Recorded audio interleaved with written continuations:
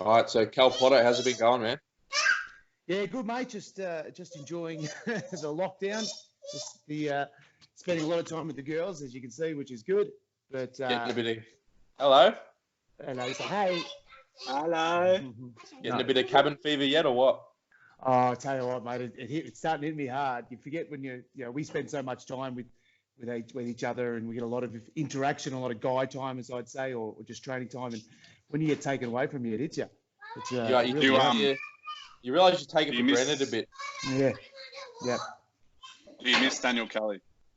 Oh, do you know what? Sadly, I even miss Daniel Kelly. That's how bad I've gotten. We talk a little bit on the Facebook. He's gone full house husband like me. We're both house husbands at the moment. The missos are still pulling in a quid, so we've got to stay home and cook and clean. And we're sharing each other's pictures of each other's recipes at the moment. And I'm destroying him in the kitchen, which is no surprise. But still a bit I've been doing all the cooking and cleaning at home as well the last. Yeah, we're all house. Don't talk to me about cooking. Before you got on looking at me like, no, you haven't. I'm like, no. My fucking fire alarm was going off because I cooked something. You heated up a frozen pizza and set the fire alarm off. No, I made a pizza and I left the pan in the oven and it went off. So shut the fuck up. Baby steps, Jimmy Crook. Baby steps. So have you got a training schedule at the moment with the lockdown? What's the day? Yeah, it's not too bad. So like I said, you guys are probably the same. We work off routine, and routine sort of helps us. So what's today? Today's some core workout, and then this evening I'll go. And I'm lucky around my area, as you can probably see. There's hills in abundance. Oh, beautiful. So I've got some hill sprints this afternoon, and then long runs and heavy arm sessions tomorrow, and just stuff like that. Routine sort of keeps us sane. Are you doing all outdoor stuff, or do you have a thing at your joint? Yeah, so this is my garage I'm in right now. As you can see, I'm just sitting on the mat. Oh, you got a full-on setup. Oh, nice. All right, so let's punch out a bit of a Q&A. So just So we want to know sort of a bit of a history of Cole Potter, sort of early years growing up, how you got into martial arts, the reason why you got into it, the sort of turning point where you decided you wanted to make a career out of fighting. So start from the beginning. I think my starts are very similar to yours, Jakey. I started playing Aussie rules footy, very much into my Aussie rules. I played a year with Werribee in the VFL, and I was trying to find something in the off season to stay fit. Obviously in Australia, especially in Victoria, everywhere is footy in the winter and cricket in the summer, and I hate cricket. I detest cricket. I think cricket's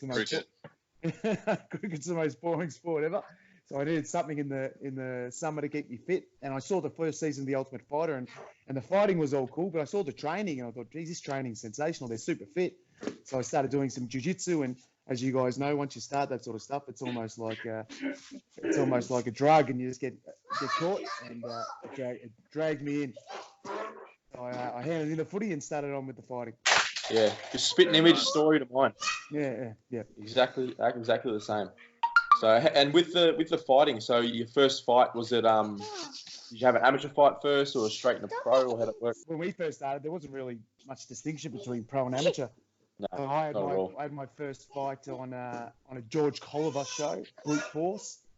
Yeah, I remember Brute Force. Boxing ring? Yeah, in a boxing ring. And it was against a gentleman by the name of David Cannon, who's just found some fame as he was on the latest season of Married at First Sight. Oh, really? Oh, yeah. He was infamous on that. Good old Dave. So, big plug out to Dave Cannon, who's just found himself some national fame. Jack of all, there you go. There you go. And then we just get a lot of those local shows. I fought on an Ultimate show back in the day where you couldn't actually get an MMA fight. You could only get a no-holds-barred fight on kickboxing shows. That's how I sort of started off. Yeah. Well, I mean, Coburg Town Hall was like, that was like a nice venue. I was fighting in Lilydale in like a shed. Oh, that's right. You up on the day. You jump at the Nick Lund shows, yeah. At the Nick Lund shows, yeah. You could have like multiple fights in one day. There's no weight classes. I fought a guy who was probably 20 kilos on me one day, and that was after having an earlier fight in that day. And It was just an old rundown youth centre sort of basketball court, and that was a fight. So fighting at the Coburg Town Hall, that was massive for me. It had the lights, the seats, and everything, and it was good. That was like Coburg Town Hall compared to that would be the Ritz. Yeah, basically. Did you go straight into fighting MMA, or did you do heaps of jiu-jitsu comps and stuff beforehand? Yeah, I did lots of jits. So Jamie and I, my head coach Jamie, and I met firstly at a place called the Hangar, which was in Preston at the time. Hangar's got a real long history. Dan Kelly used to train at the Hangar. Hector Lombard, George Soteropoulos. Some stories out of Hangar. Yeah, old school Hangar had some rep. But I came to new age Hangar. I came to like country club Hangar, not the hardcore one. So and the whole time there, I just did a lot of jiu-jitsu, did all the old packs and the Vicks, and I remember as a white belt in the packs. And back then, jiu-jitsu wasn't what it was now. You know, it still had pretty big comps, but you didn't have many. But I fought on a white belt comp and had to have 8 fights in one day because I used to do the gi and the no gi all on the same day. So it was just. I used to do the gi and no gi, adult and juvenile. And the juvenile. They wouldn't let me do juvenile. When I turned 16, they made me go up to adults. Oh well, fair enough, mate. You're a man. Blue belt. I'll try and find some footage of my like junior competition. I was like a foot taller than everyone. I just went in and went fucking boom, armbar, everyone. Is it going to look like you and Brian Morley? Is that what it's look like? Yeah. Suplex City. That much bigger. Yeah, Suplex City. All right, let's talk about, so after probably well overdue, but you finally got the call up for the UFC, which was, like I said, well overdue. But tell us to that, break into the UFC, how that came about, how it felt. Yeah, like I said, it was very nice to hear a lot of people say the long overdue thing is. It's one of those things, as you guys really much know, it happens when it happens. And what I'm very happy with is I'm very happy with the resume I put forth to get picked. You know what I mean? Even if it never happened, which it possibly could have gone that way, I was happy that I put forth the best resume I could. I never ducked any tough fights. I taught all the toughest guys on the local scene. The toughest guys I could fight, I fought. So if it didn't happen, I knew I made my best play. But we got the late call up. We had to jump quite a few hurdles to get in the cage. How much weight did you cut? Yeah. So it was bad. I had just over 10 days, so about, was it 11 or 12 days? And I cut 16 kilos. Oh, that's nuts. That's fucked. Yeah. And you looked horrible. Yeah. I thought you were going to die. Well, Dan calls me up after the weigh-ins, as Dan does. Instead of checking on how I only goes, "Oh, you made weight?" And I said, "Yeah." And he goes, "Yeah, you look like Christian Bale." Thanks, Dan. Yeah, I'm fine though, mate. Yeah. You gotta like that, Kelly. Oh, you gotta love the honesty. But look, these are things you got to do if you want to make the big league, and then and luckily that we got another chance, and we were able to show what we could really do at Marvel Stadium in Melbourne, and get a great win. That was the largest crowd ever. That was a good day. It was a good day, that one. Yeah, it was a ripper day. I was crying. I actually had tears in my eyes. There's photo proof. I was crying after your fight. I literally was crying. Time to change, I reckon, though. Time to change, I reckon. In terms of back, I reckon it used to be harder to get in the UFC. Like you said, we used to take like the hardest fights. Yeah. Like my first fight was against like a big Islander Polynesian guy who had like 5 knockouts. And that was my first ever pro fight. Now it seems like, I don't know, managers are doing a good job of getting people in with padded records. We sort of touched on this in the podcast. People get upset about it. I don't really care. We all worked hard to get where we are, and I reckon these days it's just, I don't know, there's some people in there I'm just like, there's probably guys more deserving than that. I just don't get the mentality of it. You know what I mean? I understand wanting to make the UFC, like I said, but the whole line people say is you don't want to go there to get a pair of socks. You know what I mean? You want to go there to show what you can do. Now, if you're not fighting the toughest guys, the socks are bloody good though. Let's be honest. I have good socks. The socks are fucking the undies are good too. The only thing I keep. I don't like the undies. I don't like that. The only thing I keep in my bags are socks and undies. I need. But, and the slip. Sorry, and the slip ones. Socks. Like you want to get into the UFC. If you're padding your record, you get in the UFC, you're going to be exposed. You're going to get smashed. You're going to get your ass kicked.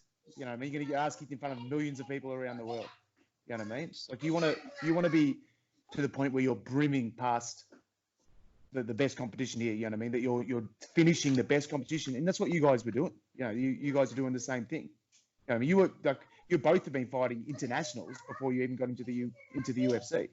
Like that's the area you want to be at before you go inside. Because I think we have the right to be upset about it, because it almost takes away from us getting in the UFC. Yeah, the shine. It makes it look like it's not as hard. I mean, the saying that there's always been a saying: it's easy to get in the UFC, it's hard to stay. Yeah. And when they say it's easy, it's not easy, but compared to staying, it is easier. Yeah, but exactly now, right. That's actually literal now. Like, it is easy to get in the UFC. You have 3 fights, 3 wins against bums. You have a good manager who's got the gift of the gab, and you get in. I don't care. Like I said, if people get upset about it, I don't really care, because I did the hard yards. I think I have the right to be a little bit upset about it, because it takes away the shine for us. You know, guys have been doing it. I mean, Jimmy's been. Yeah. When did you start, Jimmy? You've been doing martial arts since you were in nappies. You know, you fought tough guys. You've had more 5-round wars than half the guys in the UFC. I've been scheduled for 5 rounds twice. I've gone 5 twice. 3 times I've gone 5 twice. Yeah, that's a lot of against internationals too. Against legit tough dudes. You know what I mean? I remember having a conversation with, I can't remember, I think it was Sammy, a couple of days, about a week or so after your fight with Warby.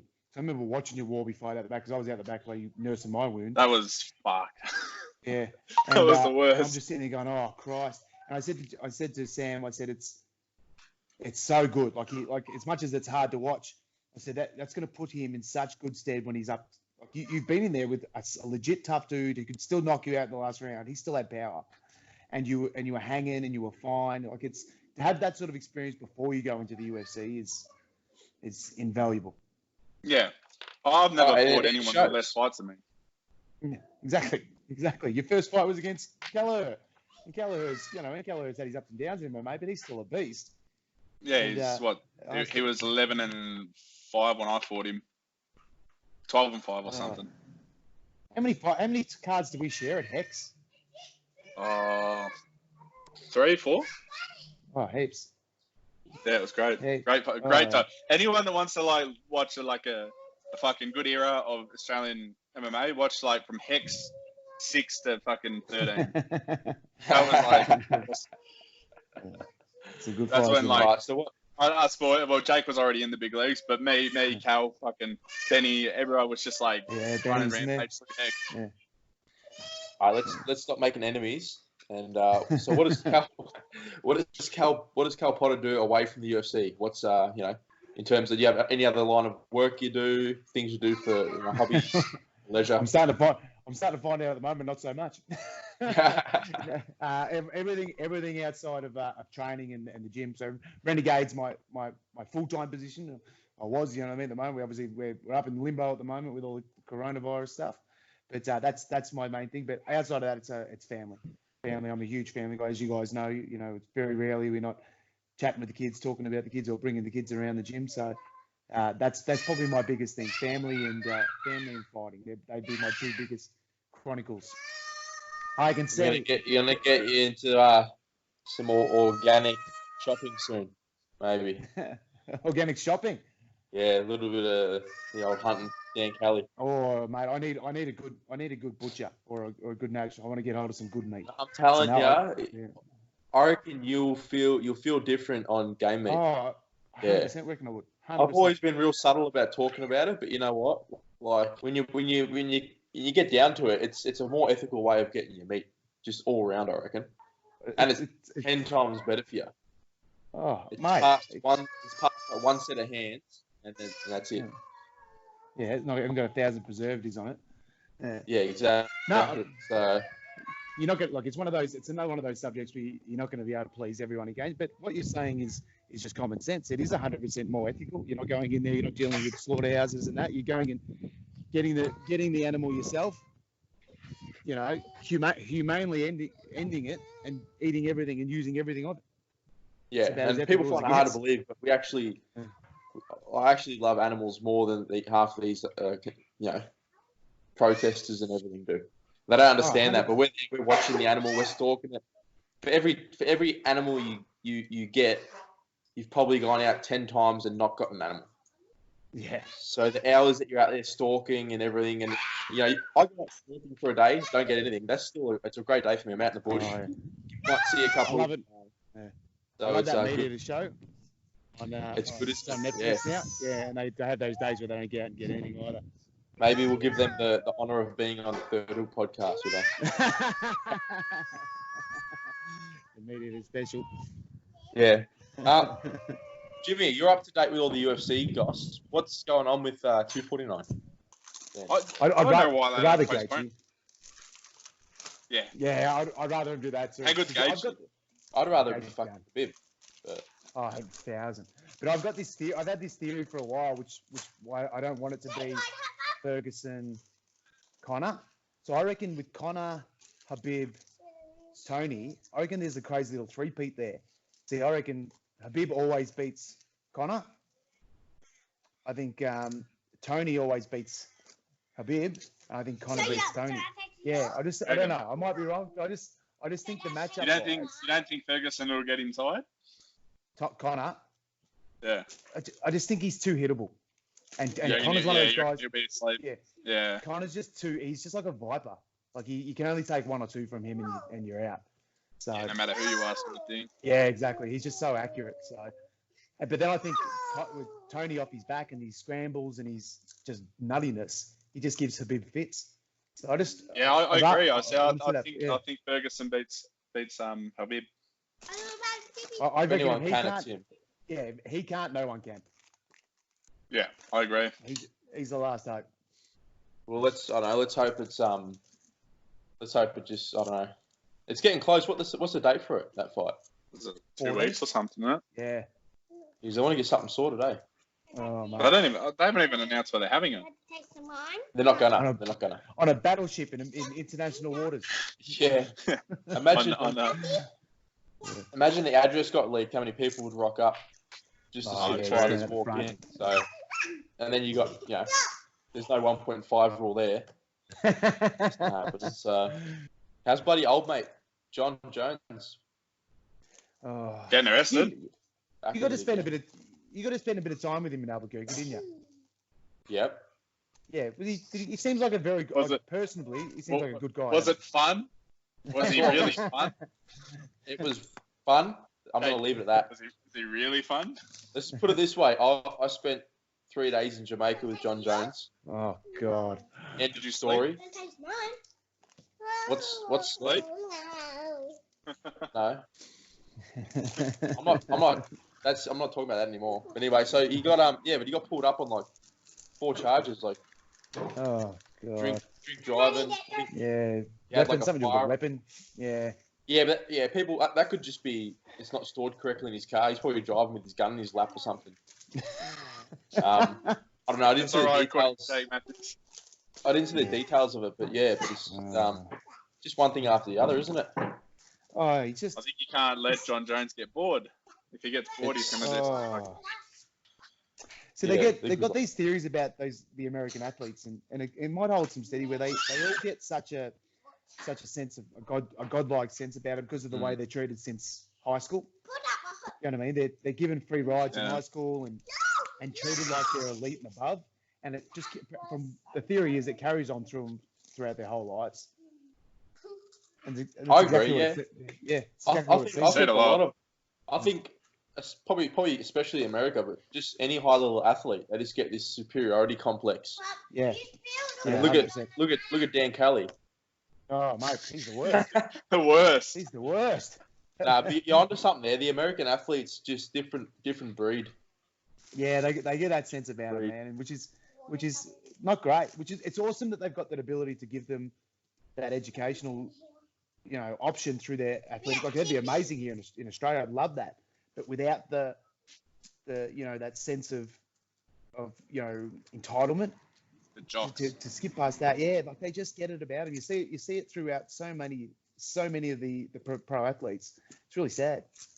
Yeah, but across all sports, from boxing to football, everything. Yeah, I don't know. I think I think it helps them, like having that mentality. I mean, for us Aussies, I think we'd have to put that mentality on because we're just like chill, humble sort of people, you know. Yeah. And it'd get tiring after a while. You can't keep it up. Oh, I've said it my whole career. Like everyone talks about the trash talking. That I said I don't try it because I'm not good at it. I wouldn't know what to say. You know what I mean? The first thing I'd probably do is I'm good at it, but it's nothing I can. It's nothing You're I good can. at banter. There's children on social media. All right, I can't. That's why I gotta get all you guys. There's a difference between talking shit and having a bit of banter. Oh, banter's easy. Banter we Yeah, can do. banter's good. I had good banter with Johnny Case online. Yeah. And then He's a good dude. He's a good dude. Yeah, and then I got up. He's a great guy, man. He come and stay with me and help me train for my fights. This was after our fight, but so we were having a bit of back and forth, and I just tagged my most bogan mates in the comments, and I just said, "Have at him, boys." Just go. All you have to do is send it to Ram. Yeah, Send it to Ram. He blocked my mate. If you got online beef with anyone, you just send a link to Ram and he'll fucking deal with it. But Johnny, he'll make like 6 accounts. Yeah, my mates ended up, doing their shit talking or whatever. He ended up blocking them, and after the fight, he said, "Dude, he goes, Australians are fucked." He's like, he was so taken back by the trash talk. He's like, it was the next level. Never ended. It was so dark. We got very dark humor, I think. Before I fought in the UFC, I tried to fight OSP. I was like 5-0. I was like, fuck it. Latifi pulled out, and I just shared a link. And like some of the messages that my mate said to OSP, trying to get him to fight me, I was just like, don't say that. They don't. Way too far. I think it scares them. They're like, these Aussies aren't right in their head. My last opponent. People wondered why I got shitty with him before the fight, and I wasn't shitty at him. I wanted to punch his coach in the head because his coach was mouthing off a lot online and sending me private messages. It was all well. It was a bit of banter, and then when I made a reply online, they fully cracked the shit. I was just like, fucking. But no, I got nothing. Most of his team are really good. What was your reply though? What did you reply? I just replied. I just used to reply with I posted it on my social medias when they told me that they were going to make me cry. I said some things and I got Polish Bear to translate it for me. And I think I touched nerve with some of the stuff I said, but I don't really give a shit. Was there something about pulling the steroids out of him or something? Said I'd take him down and choke the steroids out of him. Has he had like a positive test or something, or is you just? Yeah, his UFC debut he tested. Oh, but I had no problem with him. I had no problem with him. His coach pissed me off a little bit. The best payback you got on him. The best payback you got on him was when we were in the cage after weigh-ins, and our whole team's in the cage, and he's there by himself. Take a photo. And Jimmy makes him take the photo of our team. Okay. That was Andy. Andy goes, "Hey mate, can you take a photo?" Passes him the phone. He had to take a photo of our whole team. Our whole team. He was fine. McHale is an awesome bloke. He was fine. He was awesome. But that was very funny. Andy was like, "Who cares?" Yeah, Andy's savage, man. I was like, I wouldn't have taken the photo. I would have thrown the phone. I would have taken the phone and threw it out the fucking octagon. Yeah. I said to Daniel Kelly, Daniel Kelly, if that was you, what would have you? Imagine someone coming to Daniel Kelly and asked him to take a photo of one of his opponents. Oh. He would have shelved their phone. I wouldn't even. I'd hate to think what he'd do. All right, Kelly, we just got a question come through. Yo. So, kind of odd one, but so do you fight better when you're aggressive or angry, or do you rather stay composed in a fight? Yeah, absolutely not. I can't remember ever going into a fight. I'm more of a. It sounds really strange. I was having a conversation with one of my coaches before the last fight. I very rarely dip into aggression or anger when I fight. I'm much more of a. If I'm having fun in there, that's when I'm fighting my best. I enjoy being in there. It's never been really an aggressive thing for me. So I do bite down and grit my teeth and enjoy punching people sometimes. But yeah, no, I wouldn't say I dip into aggression. Sometimes a controlled aggression is good.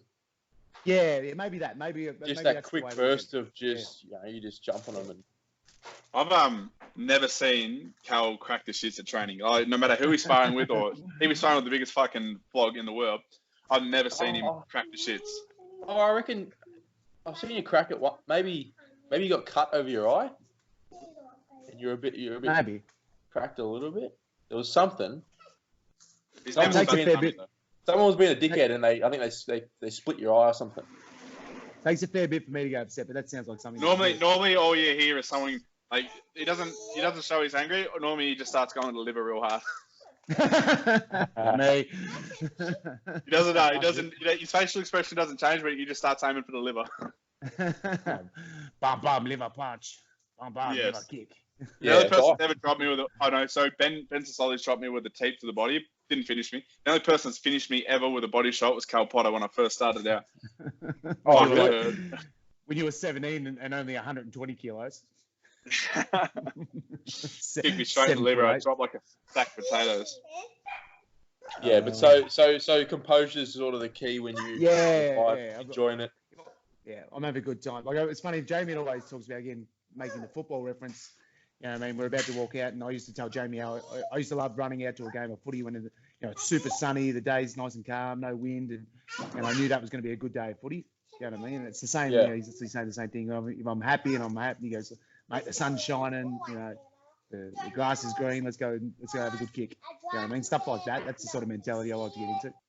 Yeah, you can tell when I'll stay composed, but then you can tell when I get a bit angry.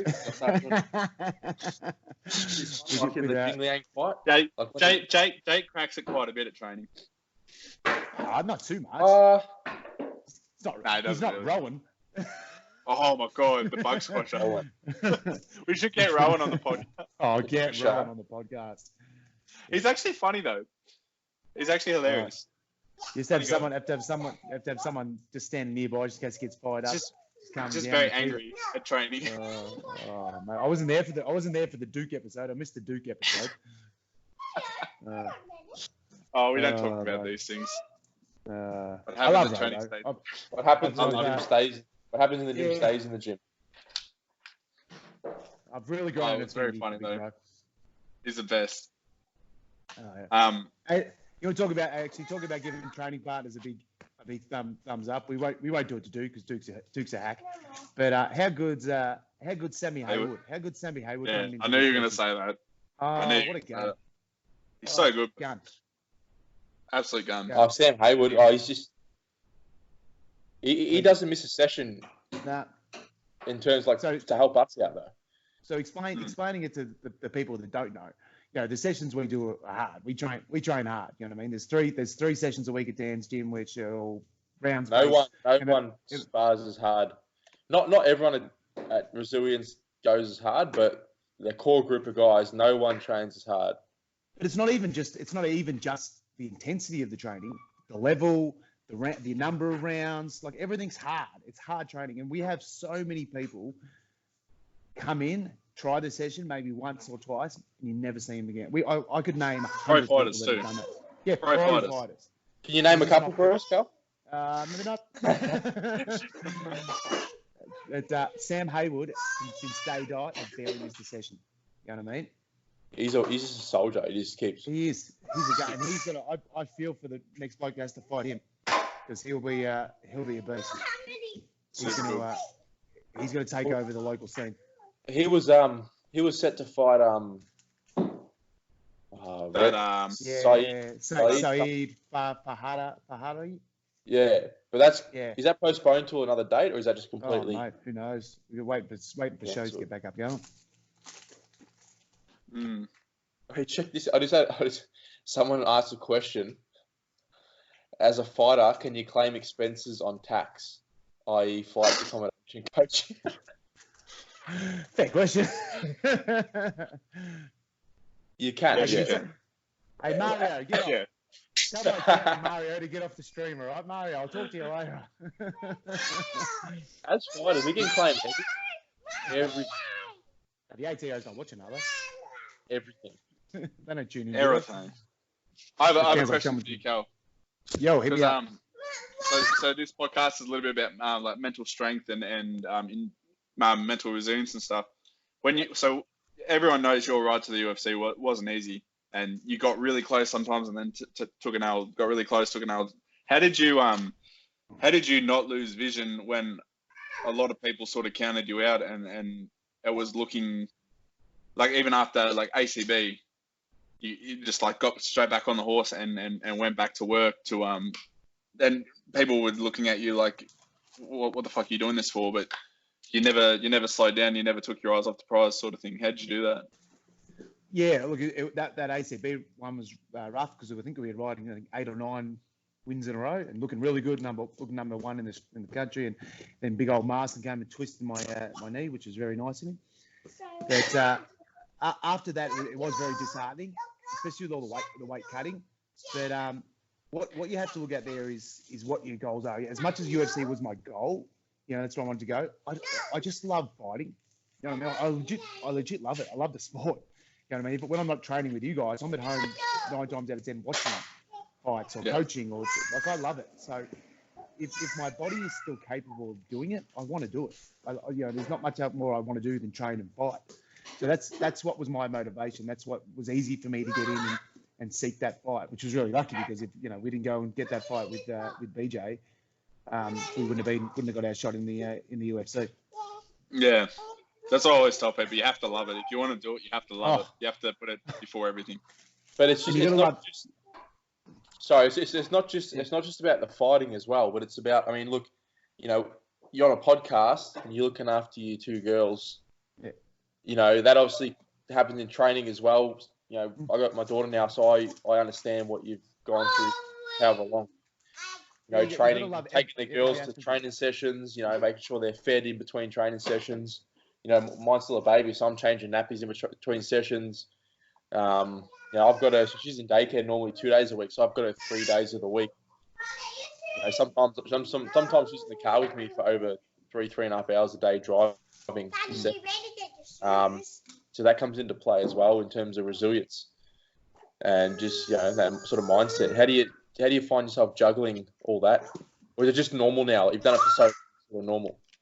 Yeah, it is rough. Like again, and I hate giving him compliments, but working with someone like Dan who's gone through a lot of that before I did, and and we had such a training group that because I had some older guys in there like Dan, and before I even had my kids, Arky and Eric, they were hanging around the sessions as well. To have your children at a session wasn't that much of a surprise. So to make that transition wasn't as difficult. But like you said, you've got to enjoy every aspect. Everyone can enjoy getting in there and knocking someone out or ripping someone's arm off in the middle of a cage in front of 20, 30, 40, 50,000 people. But do you enjoy getting punched in the head by young guns in a gym when there's no one watching? Or Dan Kelly's probably screaming at you. You've got to love that too. Otherwise you won't, mate. Yeah. Otherwise you won't get up and get in the gym. It definitely takes a different type of person to be able to do what we do. 100%. Like you said, how many the retention rate of people that come to spar, and we're probably at hundreds of people come to spar. We've probably got a core group of 15 guys that actually stay. How many guys stay when they don't have anything booked? Yeah, that's the question. 100%.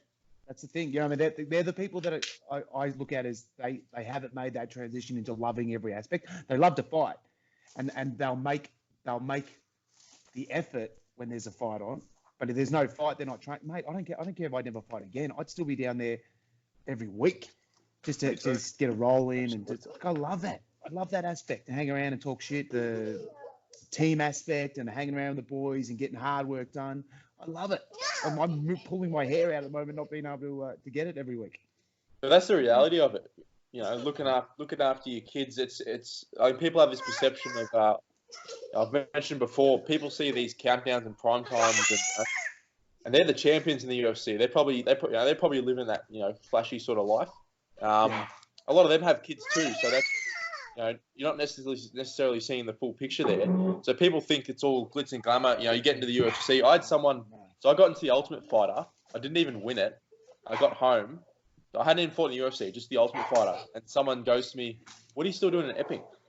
Shouldn't you be living in some big house somewhere?" I was like, "Are you serious?" when I won the Contender Series, it went around Bendigo that I'd won a 6-figure contract, like a 6-figure per fight contract. And I was just like, I wish. Yeah, it's not. I mean, yeah, I wouldn't mind that. I think Fuck, these I guys. wouldn't be bad. I think a lot of people now have this false perception, and they have, even if it's just on the pro circuit, like they win 2-3 fights, and they're wondering why they're not getting paid millions of dollars in the UFC. It's like Mate, it's hard work, and even the guys in the UFC, it's not like that. If you're the number one guy in the country for MMA, you're the number one guy unsigned in the country. If you're making $3,000, you're fucking doing well. Yeah, Yes. mate.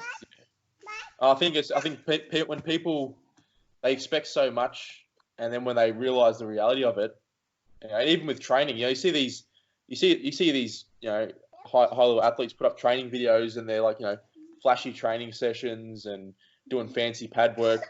It's not like that at all. It's a grind. You get punched in the face. It's really, like I said, you gotta grind through it. I think what the prime time puts up, and all these countdowns to sporting events, they put up the glitz and glamour. Obviously, that's what they want to sort of put out there to the public to gain interest. But yeah, these people go in there thinking that's what it's really like. It's not at all. I allow myself to have 1.5 shit days a week. I just know, like, one day I'm just gonna be fucking not good.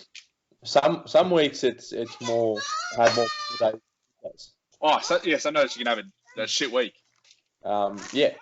But as Dan Kelly says, it's about getting in there and getting the rounds in. You still have to train. No doubt there are guys, Yeah. probably guys of a pretty high caliber, whether it's sort of local or even international. If they're having a bad week at the start, they might take the whole week off. I guarantee there's people like that. Mm. And I don't know if it's that sort of superiority complex, like they have to win every round and beat everyone. And if they're not going to do that week, they're not even going to bother. If you're winning every round, you need to find a new gym if you're winning every round. You're at the wrong gym.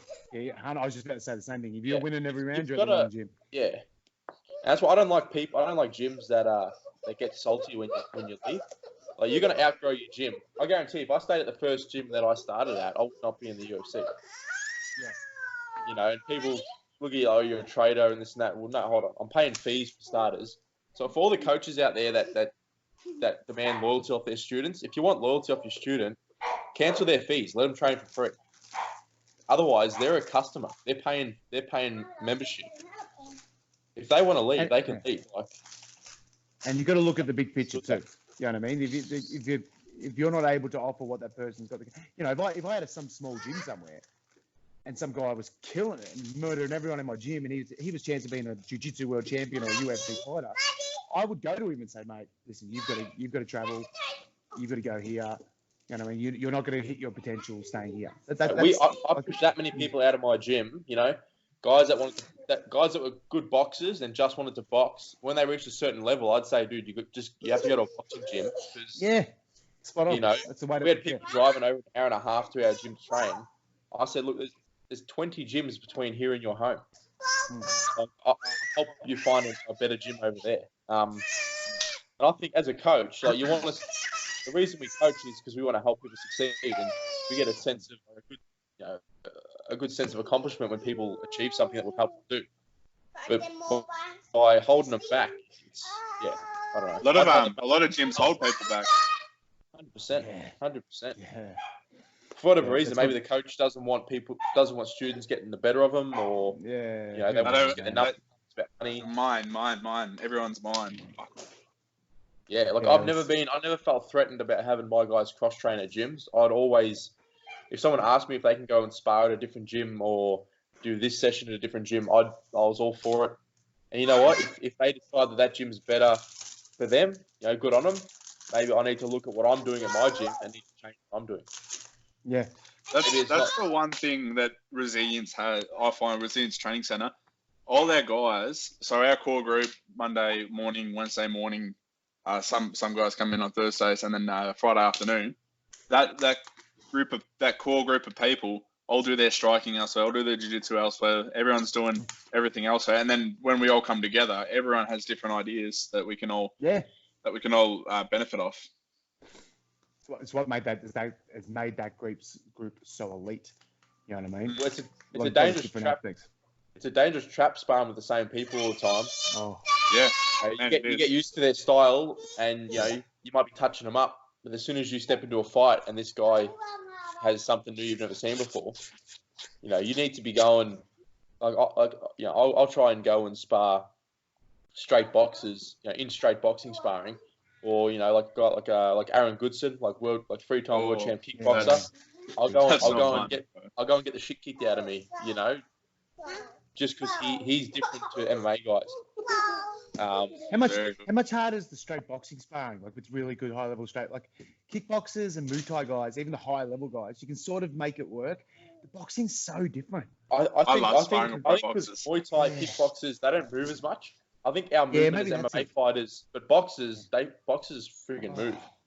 And they just move and they touch and they move and they have a lot of feeling. Oh, the rhythm's completely different. I find. And they just got that constant sort of power and work rate, whereas we're explosive. So we probably we're getting tired. So we're starting up here, they're here. As the rounds go on, we're getting our sort of efforts going a lot less, and they're just staying on that constant. So in the later rounds, they're just landing whatever they want. It gets about third round in, you're like, mate, I just want to shoot one double. I'm sick of you. I just want to kick him in the leg. And then you lay it for the next. Got this leg kick. You're laying on the couch for the rest of the day with a massive headache. Oh yeah, bop. So Have you ever seen Ben Sassoli spar with really good boxers? When we went to I've seen him spar with Mars. Nah, he was sparring with Dave Dussain, and Dave Dussain was just fucking. And Ben goes, "Oh, my head movement was really good, wasn't it?" I'm like, "Yeah, this head movement was really good." Yeah. It's just like involuntary head movement. Using his head like a speedball. Fucking. I couldn't. I say to right now, not only just because of his level of skill, but I'll give him credit for that too. But our session would be so much poorer without Ben Sassoli. He just brings so much. So much. He's just a. Well, he's had a bit of a break lately since the last fight, and I got to sparring, and he's not gloving up. I just want to go home. I'm just like, it's different. It feels different with him not on the mats. He's a light in our gym. But speaking of boxing it's back in the limelight a little bit now, isn't it? Heavyweights. It died off for a few years recently, but now it's sort of, I don't know. It's picking back up again, which is good. I love boxing. Yeah. It'd be sad today that boxing's good. because they were saying boxing's dying and MMA's taken over. I think they just both have it's like a roller coaster. They both have their times where they're play for the month, and then UFC might have the UFC. It's still very young, so it's still very exciting for people, and it's a new sport. But it'll have its peaks and its valleys, and it's just sort of depending what people want to watch. The heavyweight division being like all back up now with Tyson and Wilder and all that. Like that's what makes the boxing really flourish. They're having some competition. Yeah. When heavyweights going, like it's good when they got the lower ranks going. Like that'll get the hardcores into it. But for the average fans, when heavyweight boxing's flying, that's when boxing's flying. Yeah, I think heavyweight boxing's so good. Yeah. It's not like MMA. Heavyweight MMA is fun to play. For me, anyway, but heavyweight boxing. I think the grappling, they're not as agile in the wrestling and the jiu-jitsu on the ground. So, the stand-up is on point with the heavyweights when it's a stand-up fight. Like until they get tired. I could watch Ngannou punch heads for a while. Ngannou's, I saw him in Vegas. He's a scary dude, man. Would you fight? We got this question on the last Q&A. Would you fight Francis? Would you take an uppercut from Francis Ngannou for 50 grand? Oh yeah, mate. That'd be enough to cover my funeral. You take an uppercut. Bloody gold-plated coffin. Oh. I'd fight him. Let's do it. Me and Francis Ngannou. I'll do it. I think Overeem's soul's still in the bloody dark realm somewhere. That was one of the Yeah, but- worst. Yeah, That Gets and, knocked out a and lot. that one and the Gregor Gillespie one, they're the two of the worst I've seen. Oh, the lately. head kick. Let's Oh, be yeah, sold. wow. Let's be Kevin sold. Lee. Left his arsehole. That was solid. He went And to the then- shadow realm. Man, do you see that? That Kevin Lee like just runs hot and cold, doesn't he? Oh. Well, he said he's not going to fight for a while. He said you probably won't see him for the next 2-3 years. After his Really? last fight. How old Who's is calling out Dylan Dennis? He's young. I don't I think he's know. like He just 27. after the Oliveira fight, he said, "Oh, look, you won't be seeing me for at least 2-3 years." I reckon the Really? weight cuts are obviously getting him a bit too. Like he can't make the decision between heavy and light and welter. Yeah, he doesn't look like he has a good cut. No, well, He missed- wants that. missed He him. wants that other division, whatever it is. So It ain't gonna Oh, happen 65. now. Yeah, it's not happening. no, well, that's 5 pounds is nothing. So it's Yeah. like 70. They'd have to put 70 as 75. Yeah, so that was the talk. 65, 55, 65, 75, 85. You know what they should do, and they should do it just for me because I feel like I'd fit perfectly. Is make a 95, 195. I'd be a perfect 195. That's the harder one though. Like welter and light is so thick. They won't dilute the things. Where I think if you did that one in between, like it's just middle and light heavy, you might not just have enough. Yeah. You know, I suppose now actually, but light heavy now is getting a little bit thicker. Light heavyweight's good now. The top 20 in light heavy is thick. Light super heavy slick. was always my favourite division. Chuck Liddell, Tito, Oh, Yeah, Andy. the golden ages. Those That's yeah. You got some big shoes to fill, Jimmy. I will. You'll fill them, no That's doubt. the gold. That's the UFC golden division. That's always been the UFC golden division, light heavyweight. Yeah, and then it went through a Yeah. stage where it was dead for 4 years or something. It was just absolutely dead. Yeah. After the Jonas sort of Forrest Griffin era and that, it all started sort of Mm. slowing Well, down. a yeah, little they had that influx of pride guys, Yeah. and then once they all couldn't fight to the ability without the special supplements, they they sort of bit. Yeah, we won't go into that. Mexican doctors. I reckon that's about time there, boys. But Awesome. thanks for jumping on, Carl. Really appreciate it, man. Nah, mate, thank you guys. It And, made me feel excuse better the- to be able to talk to Josh. Excuse the Skype call, but once this is all over, all the lockdown, we'll get you in studio. Yep, We'll 100%. punch out a Oh, yeah. nice good episode. I'm there. So, no, thanks for the time, man. We know you're busy with the kids, so we really appreciate it. Before you go, you got any plugs you want to give out to sponsors or clubs or whatever? Renegade, actually, what I will do is I'll get just sort of see the shirt. Well, not that side there. That's the fight dietitian and the combat dietitian. I always try to give those guys a plug. They always look after me. Great guys. Fight store in the city. Hyperfly. I'll probably miss some heaps. But those guys are cool. Yes, the worst, isn't it? Always When you get put on the spot like that. They're all good dudes, mate. But look, just everyone that's out there, especially in our industry, I hope you guys are doing all right and staying tough. And like I said in a post, and I really stick by it. Those of you guys that are members of gyms, try and stick with them. You know what I mean? It's going to be hard times for them, but the way you got to think about it is this thing will be over at some stage, and there's going to be big revels after it's finished, a big party, and you want to make sure you still got a place to party. So keep your gym up and floating, so you can go back there and have some fun 100%. afterwards. That's it. That's the way, bro.